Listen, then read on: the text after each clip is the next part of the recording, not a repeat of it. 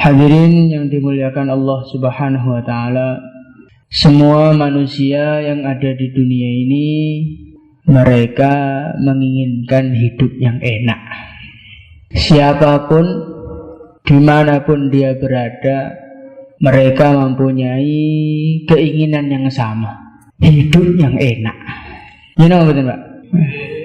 Tiang desa, tiang kutha, tiang sugih, tiang melarat, nek ditangleti pengen urip susah apa pengen urip enak, maka semua orang mengatakan saya ingin hidup enak.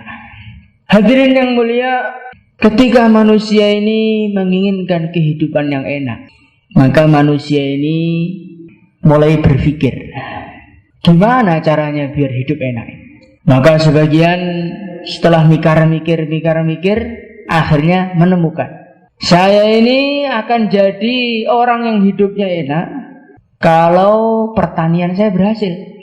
Selagi pertanian saya nggak berhasil, maka saya nggak akan hidup enak. Maka mulai itu dia membawa cangkul, dia pergi ke sawah, istiqomah. Berangkat setelah subuh, kadang-kadang malah mboten subuhan langsung budal, mulai ngasar. Niku mulai ngasar karena saking kesele. Umpama mboten kesel karepe nggih sampai dugi dalu. Hadirin yang mulia, sebagian orang dia punya pikiran, saya ini akan senang hidup saya, akan enak hidup saya kalau perdagangan saya ini maju. Pokoknya kalau perdagangan itu nggak maju, maka orang itu nggak akan hidup enak, itu nggak ada. Zaman sekarang pertanian tidak terlalu menguntungkan. Yang paling menguntungkan ya perdagangan ini. Maka dia hari-hari dagang, jual barang, jual obat, jual jamu, jual beras, semuanya dijual. Jual kayu. Kayu ini sapa sing mboten genah sing didol niku. Hadirin muliakan Allah Subhanahu wa taala. Orang-orang yang seperti ini, mereka ini ada dua kemungkinan. Kemungkinan hidup enak dan kemungkinan tidak. Umpamanya dia hidup enak, enaknya pasti nggak lama. Paling banter selama dia hidup di dunia enak, habis itu dia nggak enak selama-lamanya. Hadirin muliakan Allah Subhanahu wa taala, orang yang hidup enak adalah orang yang beruntung. Orang tuh kalau beruntung maka hidupnya mesti enak. Tapi kalau orang itu petani, belum tentu petani itu beruntung. Nandur pari setunggal hektar, meh panen, tiba-tiba datang penyakit potong leher, akhir bangkrut. Jadi orang yang hidup enak itu bukan petani yang duitnya banyak, bukan, tapi orang yang beruntung. Seorang pedagang itu belum karuan jadi orang yang sukses, belum karuan jadi orang yang enak hidupnya.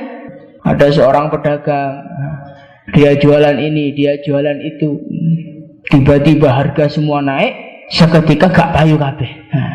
Maka akhirnya dia jadi pedagang yang rugi, tidak beruntung. Hadirin memuliakan Allah Subhanahu wa taala. Lah siapa orang yang beruntung ini? Orang yang beruntung ini bukan orang yang duitnya banyak, tidak. Orang yang beruntung ini orang yang ikut arahan Allah Subhanahu wa taala. Wattaqullaha la'allakum tuflihun. Takwalah kalian semua kepada Allah, firman Allah. La'allakum tuflihun, supaya kalian semua beruntung. Jadi tiang niku nek pengen untung, nggih carane kedah nderek Gusti Allah. Orang yang ikut Allah Subhanahu wa taala, dia pasti untung dunia dan pasti untung akhirat. Keuntungannya pasti dan untuk selama-lamanya. Niku nek penake nderek Gusti Allah niku.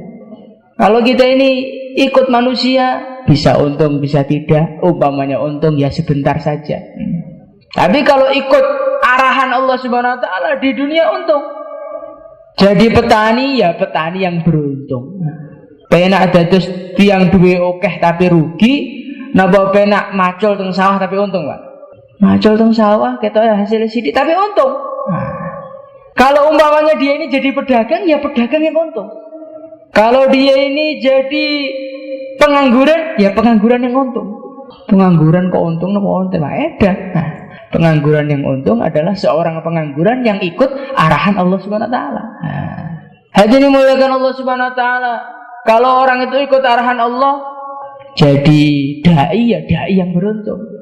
Jadi santri ya santri yang beruntung. Jadi keluarga ya keluarga yang beruntung. Pokoknya untung tok. Nah ini di dalam Al-Quran, di dalam hadis, dalam kehidupan sahabat, ini semua ada semua. Sahabat ada yang pedagang, sebagaimana Sayyidina Abu Bakar pernah dagang, Sayyidina Utsman pernah dagang. Nah, tapi ini bukan pedagang biasa, pedagang yang ikut arahan Allah. Maka beliau adalah orang yang paling diridhai oleh Allah. Para sahabat ada yang petani seperti orang-orang Ansor. Nah, tapi mereka ini bukan petani biasa, petani yang ikut arahan Allah, maka mereka petani yang beruntung. Para sahabat ada yang pengangguran juga, nggak punya kerjaan, seperti Ashabus Suffah. Nah, tapi ini orang nggak punya kerjaan yang ikut arahan Allah, maka mereka beruntung juga. Maka hadirin muliakan Allah Subhanahu Wa Taala, bagaimana kita ini berusaha menjadi orang yang beruntung. Insyaallah hadirin. Nah, bagaimana caranya biar kita ini beruntung? Wattaqullaha la'allakum tuflihun. Yang pertama kali kita ini takwa kepada Allah. Ini modal utama. Orang kalau pengen beruntung, modalnya takwa kepada Allah. Kita mau bertani harus punya modal. Modal kangge tandur, kangge ngluku, kangge matun, kangge ngerabuk. Hadirin muliakan Allah Subhanahu wa taala. Begitu juga kita kalau berdagang harus punya modal, barang yang mau dijual, kekuatan badan untuk menjualkan barangnya, keahlian bicara untuk menawarkan barangnya. Begitu juga kalau kita ini mau beruntung dunia akhirat, harus ada modalnya. Modalnya apa? Modalnya takwa kepada Allah Subhanahu wa taala. Maka bagaimana kita ini belajar takwa? Insyaallah hadirin. Takwa yang bagaimana? Ittaqillah haitsu ma kunta. Takwa kepada Allah dimanapun kita berada. Kadang-kadang kita ini perasaannya takwa, tapi takwanya di markas. Takwanya kalau dilihat orang, takwanya nek diingeti anake ini kados wali, Pak. Tapi mungkin mun piyambakan, masya Allah, polahe niku mboten karu-karuan. Maka hadirin yang mulia, ini lumayan. Sudah ada takwanya sedikit-sedikit itu lumayan daripada enggak sama sekali. Tapi itu bukan target kita. Target kita adalah bagaimana ittaqillah haitsu ma kunta, takwa kepada Allah dimanapun kita berada. Insyaallah hadirin. Wa may yattaqillah yaj'al lahu min amrihi yusra. Orang tuh kalau takwa kepada Allah, urusannya gampang nih sedaya kali Gusti Allah. Perkara itu sulit atau mudah, itu bukan karena perkara itu besar atau kecil, tapi perkara itu sulit atau mudah itu karena Allah menyulitkan atau karena Allah memudahkan. Hadirin yang mulia, hari-hari ini orang-orang pada bingung. Jangan kok ketok bingung loh. Pripun nggih napa-napa jadi larang sedoyo. Bensin larang, beras larang, Brambang larang, Lombok larang, wis apa-apa larang awit susah urip. Hadirin yang mulia, barang larang tapi nek jenengan gadah duit nggih tumbas, penak mboten itu. Kalau kita ini walaupun barang semua mahal, tapi kalau kita punya duit untuk beli, lebih enak mana daripada bensin 1.000 tapi jangan mboten gadah duit. Mboten penak to. Jadi perkara itu sulit atau mudah itu bukan karena suasana keadaan. Allah memudahkan apa tidak? Kalau Allah Subhanahu wa taala itu tidak memudahkan kita, ngopeni tiyang setunggal, masya Allah, angele mboten karu-karuan. Di bojo siji jalukane reno-reno, omah ge dadi jaluk mobil lagi teko, jaluk sawah ge ditukokne jaluk niki. Wis ngopeni welut mon. Hadirin muliakan Allah Subhanahu wa taala. Kalau Allah Subhanahu wa taala menyulitkan, kita ngerawat satu orang, sulitnya enggak karu-karuan. Tapi kalau Allah mudahkan, ngerawat 5 orang, 10 orang, ngerawat umat, mikir nih umat, seluruh alam ini enteng mawon. Sebagaimana para masyayikh itu kok kuat yang mikir umat. Saya loh mikir mahalah aja rasanya kasih kobong. Hadirin muliakan Allah Subhanahu wa taala, itu karena Allah sudah memudahkan. Kalau Allah sudah memudahkan, mikir umat itu kayak mikir mahalah gitu saja. Gampang saja. Hadirin muliakan Allah Subhanahu wa taala. Kalau Allah Subhanahu wa taala itu mudahkan, maka khidmat markas itu ringan, gak pengen mulih-mulih. Tapi kalau Allah Subhanahu wa taala itu sulitkan. Kapan tanggal 30 ya, gak barbar. Hadirin muliakan Allah Subhanahu wa taala, maka orang itu kalau pengen dimudahkan oleh Allah, kuncinya satu saja, tingkatkan takwa kepada Allah Subhanahu wa taala. Insyaallah hadirin. Hadirin muliakan Allah Subhanahu wa taala. Kemudian yang kedua kali Allah Subhanahu wa taala berfirman, ya ayyuhalladzina amanu isbiru wa sabiru wa rabitu wattaqullaha la'allakum tuflihun. Supaya kita ini bisa menjadi orang beruntung, orang sukses. Yang kedua kali adalah isbiru, wahai orang-orang iman, sabarlah. Hadirin yang mulia, dunia ini adalah tempat ujian. Maka namanya tempat ujian itu mesti ada enaknya, mesti ada nggak enaknya. Di dunia ini semua orang pengen enak, bener Pak.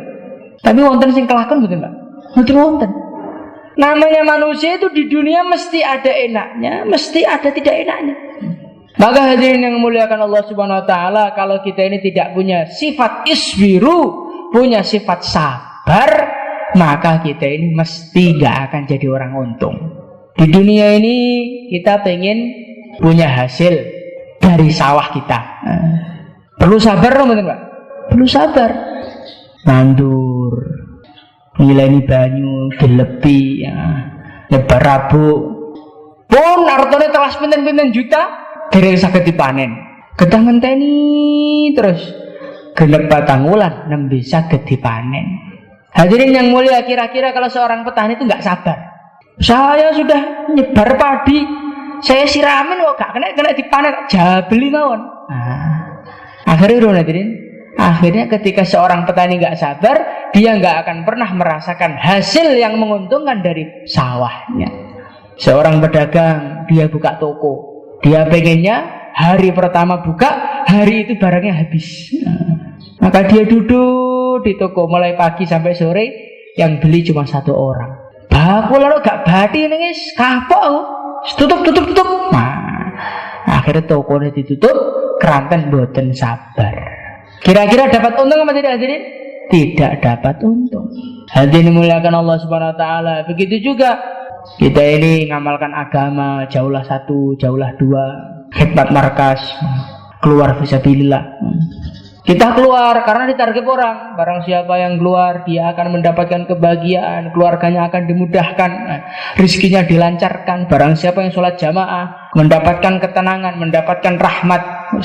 Setelah kita ini mengamalkan agama, pun tiba sing dijanjine kok gak teko-teko. Biyen kula niku duwe kathah. Jane gara-gara metu dulu. Duwe kula entek kabeh. Wis gak cocok. Mandek mawon, kula tak macul mawon. Hadirin muliakan Allah Subhanahu wa taala, kira-kira kalau kita ini enggak sabar, berhasil atau tidak hadirin? Tidak akan berhasil. Maka hadirin muliakan Allah Subhanahu wa taala, bagaimana kita ini harus memiliki sifat yang sabar. Insyaallah hadirin. وَلَنَبْلُوَنَّكُمْ بِشَيْءٍ مِّنَ الْخَوْفِ وَالْجُوعِ وَنَقْصٍ مِّنَ الْأَمْوَالِ وَالْأَنفُسِ وَالثَّمَرَاتِ وَبَشِّرِ الصَّابِرِينَ. Allah Subhanahu wa taala mengatakan, sungguh aku akan menguji kalian. Bisyai'in minal khauf. Dalam kehidupan ini Allah akan berikan rasa ketakutan. Nek metu piye? Engko masyarakat ngamuk piye? Engko gak sida panen piye? Wal ju'. Allah akan menguji kita dengan kelaparan. Rezekine seret, mboten patek lancar. Bakulan barang kathah sing balik.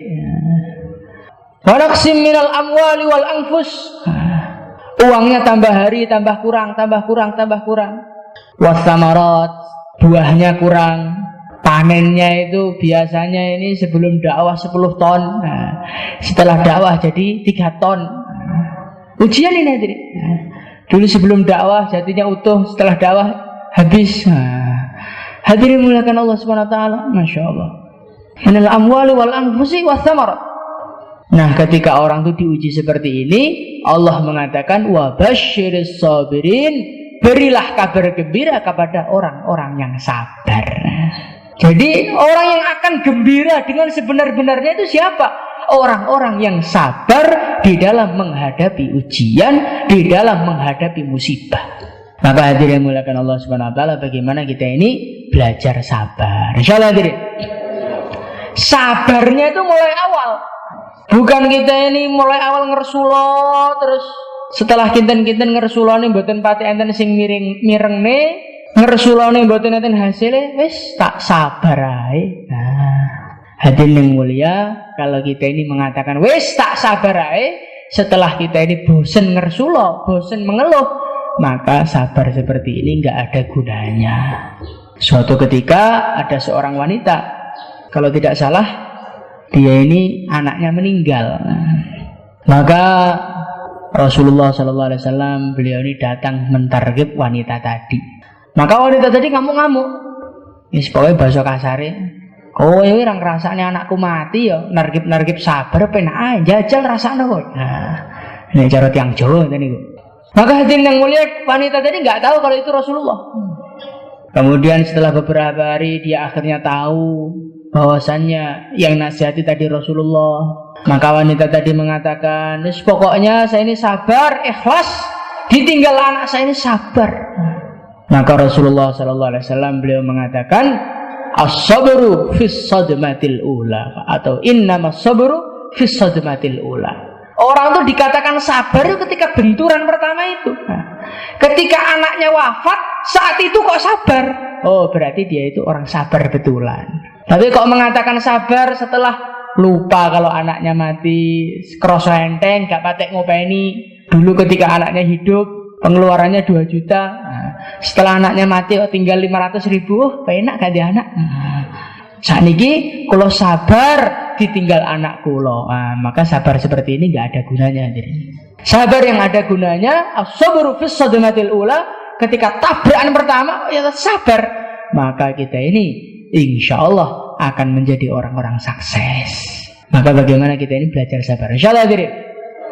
Kita dalam musyawarah, dalam musyawarah pendapat kita nggak diterima, maka hati kita marah, hati kita terbakar. Setelah kita marahnya reda, rodok lali kalau musyawarah pun diputusnya napa mawon kalau tak sabar mawon. Oh, betul ini gunanya diri. Ketika kita ini panas-panasnya, saya sabar, ikut perintah Allah. Nah, kalau orang sudah bisa seperti itu, insya Allah akan menjadi orang-orang sukses. Maka hadirin yang mulia, kita belajar sabar. Insya Allah hadirin. Sabar dalam menghadapi musibah.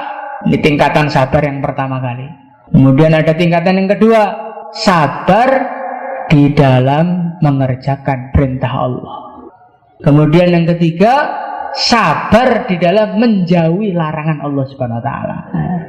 Sabar ikut perintah Allah, sholat istiqomah, dakwah istiqomah, orang marah, orang enggak marah, enten rencange, mboten enten rencange, wayahe ini sop hurut, nggih tetep hurut. Insyaallah diri.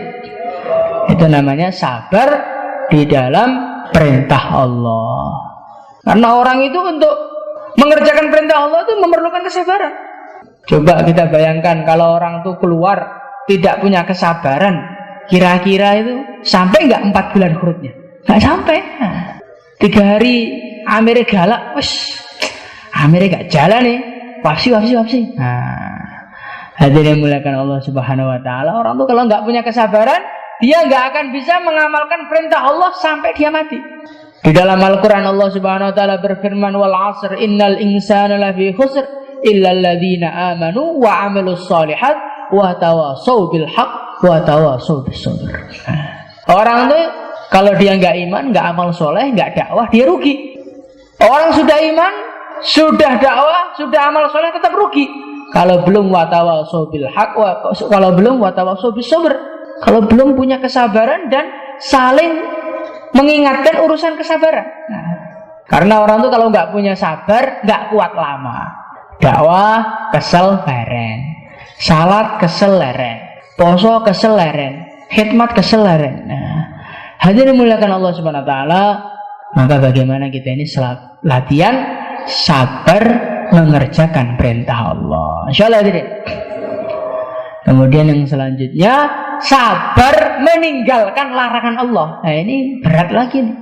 Seorang ulama mengatakan orang zaman sekarang tuh kalau amal agama tuh si umbruan, sing khurut tuh si kathah, sing poso tuh si kathah, sing sholat ya tuh si kathah.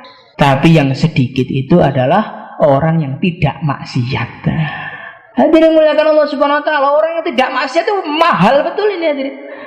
Nah, biasanya orang tuh sudah sholat, tapi jalan masih lirik sana, lirik sini. Yang mudah-mudah itu.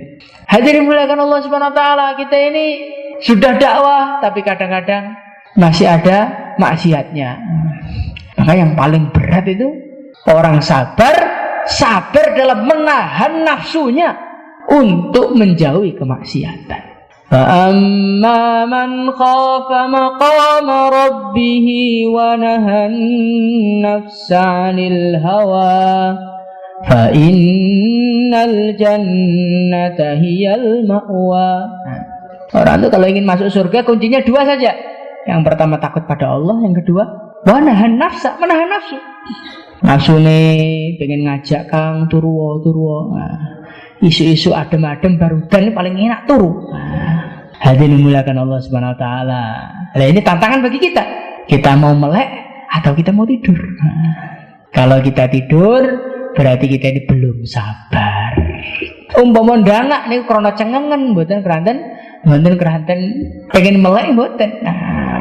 Maka bagaimana kita melek semua? Insyaallah hadirin. Hadirin yang mulia. Inilah ya ayyuhalladzina amanu sabiru. Yang pertama kali, kalau kita ingin beruntung, harus sabar. Sabar menahan nafsu kita, sabar menghadapi bahaya-bahaya. Sabar itu bagaimana toh? Sabar itu bertahan menghadapi masalah-masalah, disertai dengan ridho kepada keputusan Allah. Saya ridho diputuskan seperti ini, namanya sabar. Kalau orang itu tahan terhadap ujian, tapi dia ini ngeluh terus. Kula ini kok didadekne Gusti Allah manusa sing melarat iki pripun? Mbok yo dadi sing sugih ngono. Di mobil mosok tok jogbian iki montore 2 tak. Borose gak karu-karuan. Hadirin yang mulia, ini namanya bukan sabar, namanya orang kepaksa mboten iso napa-napa akhirnya ngomel. Maka hadirin yang mulia, bagaimana kita ini belajar sabar, ridho kepada segala keputusan Allah disertai dengan tahan uji. Insyaallah hadirin. Hadirin dimuliakan Allah Subhanahu Wa Taala. Kemudian yang kedua, Allah Subhanahu Wa Taala ini sudah putuskan kita. Wa kadzalika ja'alna likulli nabiyyin aduwwa syayatinal insi wal jin yuhi ba'duhum ila ba'din zukhrufal qawli ghurura. Allah Subhanahu Wa Taala jadikan untuk para nabinya musuh-musuh. Begitu juga pewaris para nabi, mereka ini di dunia juga punya musuh. Inna syaitana lakum adu fattakhiduhu aduwa. Allah Subhanahu Wa Taala juga menyiapkan musuh untuk kita, yaitu musuhnya berupa setan wujud manusia dan setan wujud jin. Hadirin yang mulia, setan wujud manusia, wujud jin itu punya musyawarah. Yuhi ba'duhum ila ba'din zukhrufal qaul. Mereka kerjasama bagaimana iman kita lepas, bagaimana amal kita lepas. Dan mereka ini kerjanya ini bukan 2,5 jam hadirin. Kalau kita dakwahnya 2,5 jam. Kalau setan itu dakwahnya itu 24 jam. Kita mau dengarkan bayan, dibayani setan juga Kang. Turu sing angkler Kang. Turu penak Kang, gak percaya jajalan. Kira-kira setan muni ini ngeten kira-kira Pak. Belum mboten kilo ya Mbak mboten mireng. Nanti setelah bayan, setan targib lagi kan enggak usah ikut musyawarah. Kamu kan dulu udah sering, sekali-kali lah nggak usah ikut. Nanti habis musyawarah target lagi, nggak usah khidmat. Khidmat kan udah sering, apalagi ini masa akhir-akhir, orang tuh perlu refreshing sedikit. Nanti waktunya bayan hidayah, setan datang, kasih bayan hidayah juga. Waktunya bayan wafsi, setan datang, kasih bayan wafsi juga. Hati ini mulakan Allah Subhanahu Wa Taala. Allah Subhanahu Wa Taala sudah siapkan musuh untuk kita, yaitu musuh berupa manusia dan musuh berupa jin. Maka untuk menghadapi musuh-musuh kita ini, ya ayyuhalladzina amanu sabiru wa sabiru. Kita harus punya sifat sabiru. Sabiru apa? Betah-betahan. Kita harus sabar menghadapi musibah. Kemudian yang kedua, kita betah-betahan. Betah di setan apa kita? Maka hadirin yang mulia, kalau kita ini mau merenungi dalam kehidupan ini, sebetulnya kita ini betah-betahan. Sing betah kita naskil istiqomah 2,5 jam tiap hari, atau betah setannya, akhirnya kita ikut setan. Maka hadirin yang mulia, bagaimana kita ini hidup di dunia ini harus punya prinsip betah-betahan merjuangnya agama. Insyaallah hadirin, betah-betahan ngadepi musuh nih. Setiap saat Allah kirimkan musuh. Kadang-kadang musuhnya itu berupa teman kita, kadang-kadang musuhnya berupa istrinya, kadang-kadang musuhnya berupa saudaranya. Musuh itu siapa tuh musuh itu?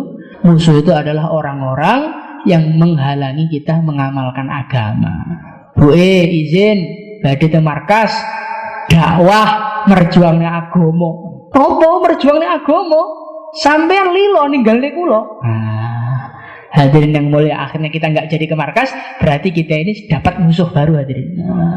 Hadirin muliakan Allah Subhanahu Wa Taala. Pokoknya siapa saja yang menghalangi kita mengamalkan agama itu musuh kita. Kalau kita ini nggak kuat, nggak punya sifat sobiru, betah-betahan ngelakoni agama, akhirnya kita tuh kalah dengan orang-orang sekitar kita.